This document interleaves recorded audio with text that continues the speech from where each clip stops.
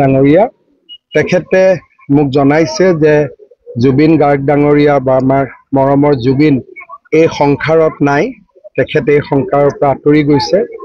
খুব মৰ্মান্তিক ঘটনা, মৰ্মান্তিক দুখদায়ক ঘটনা। আজি আমি বিজেপি দলে আজি গধূলিও আমি নিৰ্বাচনী প্ৰচাৰ নকৰোঁ। মই এতিয়া খালি গুমাত গৈ মানুহখিনিক নমস্কাৰ কৰি মই গুৱাহাটীলৈ তুৰন্ত উভতি যাম। তেখেতৰ সৎকাৰ বা কি ধৰণে আমি তেখেতক আনো, গোটেই কথাবিলাক গুৱাহাটীত গৈ আমি আলোচনা কৰিম।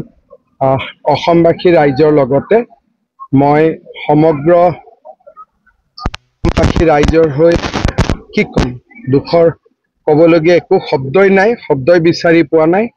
এটা মৰ্মান্তিক ঘটনা, জাতিৰ অপূৰণীয় ক্ষতি, জাতিৰ এটা অমূল্য সম্পদ আমি হেৰুৱাই পেলালোঁ।